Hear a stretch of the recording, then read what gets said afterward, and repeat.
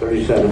Mr. Chairman, members of the committee, Mike Cunningham, the 145th, here today with HJR 37, which would be a constitutional amendment, which would be on the ballot in 2010. Is that better with or without? Better with? Okay. Would be on the ballot in 2010.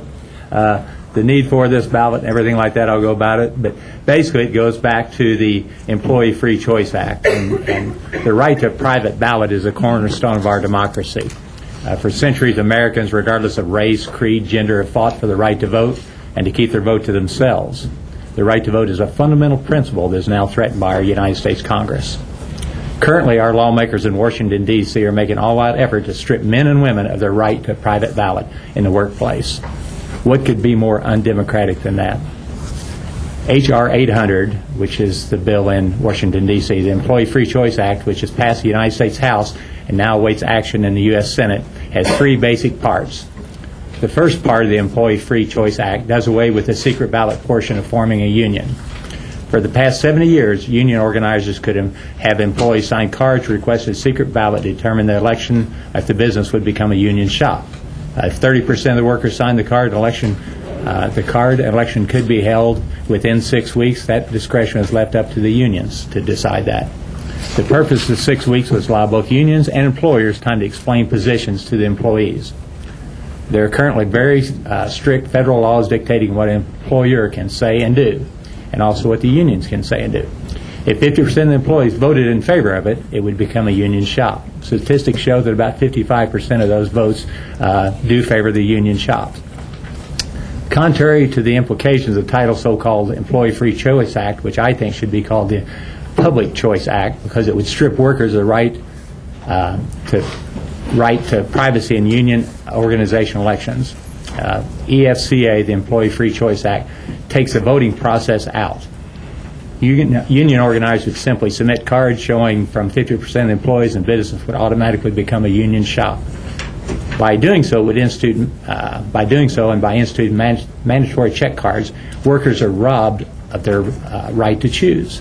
They no longer have that right freely and honestly to whether or not to unionize. Instead, they're left wide open to coercion, pressure, and outright intimidation from the employer and from the unions. The employee may never know, or the employer may never know there's an attempt to unionize his shop or his business until he gets a call from the National Labor Relations Board informing him he now has a union shop. And he wouldn't have a chance to explain to his employees his position, his sides concerning the issue.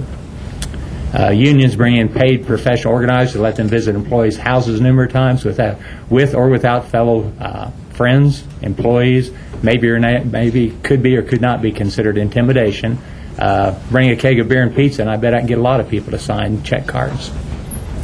The second part of the Employee Free Choice Act requires, with 120 days, the employer would be subject to mandatory arbitration that would empower the federal government to impose a binding 2-year contract on newly organized companies. Government bureaucrats could impose wage and benefits, employment levels, retirement, health plans, change in business operations, promotions, work assignments, subcontracting, the closure, sale, or mergers of a business. It sounds a little bit like what's going on in Washington, D.C. today whenever the General Motors president is asked to resign by our federal government, and what's gone on with the banks as far as what they shall take and what they shall not take and how they should act. And I don't think any of us like the sound of, hello, I'm from the federal government, I'm here to help you. Even if you don't want it, you shall take it. During arbitration, the employer is required to maintain status quo and cannot make changes. Companies need to control their destiny to succeed. Imposed arbitration constitutes a form of government intrusion that is directly contrary to the free economic system we live in. I'm not here as a representative necessarily, but as 20 years in human resources. And, excuse me, I talked with Representative Cunningham last week, and I went through 3 union organizing campaigns during my time in human resources. And I think the crux of this whole resolution, we've talked about the rights of unions and non-rights of unions, but I think the crux of this is guaranteeing a secret ballot. We talk about the bullying of the employer, but I can tell you from firsthand knowledge that there is bullying that takes place from union organizers in coercing and intimidating employees to sign cards. And the facilities I worked at, specifically Lazy Boy in Neosho, had 1,400 employees. I can tell you over and over again, the employees would come to me and would say, listen, I signed a card, but I had no desire to have a union. I did it to get these guys out of my face. They were intimidating me on break, calling me at home, surrounding me, all these things. So does intimidation take place by employers? Sure it does. Does intimidation take place by unions? Absolutely. It goes both ways. And when we talk about slanting the tipping the scales, I guess, one way or the other, I can tell you that we were heavily regulated as an employer on what we could and could not say. In fact, we did have one campaign, one vote that was overturned by the NLRB because of unfair labor practices by our corporate office, not by the local, but by our corporate office. So the system absolutely works in protecting the rights of the employees. My concern, and as I said on this HJR, I do think it needs to be worded a little differently so that we can say that right now an employee has the right to sign those cards. If they get 30%, take that to the NLRB, have the NLRB contact the employer, schedule a hearing, or schedule an election, excuse me. They should have the right, if they have 50% plus one, and then take it to the employer. And if the employer wants to say, we'll accept it with no election, fine. That's the employer's choice. But we also, I think, have to ensure that we have that third process, which is the secret ballot, to ensure that if somebody signs a card, they know that they have that right to at least hear both sides and have an election. Thank you, Mr. Chairman, members of the committee. My name is Trey Davis, representing the Missouri Chamber of Commerce and Industry. I'll keep my comments brief because I know you try to get as many in as possible. I'll try to share just a couple of new things. In an article that was written last week, March 25th of 2009, right after Senator Specter's comments that were mentioned earlier in the Washington Times, Senator Harry Reid said, anyone thinks they're bearing card check because of Specter's statement in an effort to avoid a primary in Pennsylvania should not think that our legislation is going to go away. I say that only because the issue is still going to be here.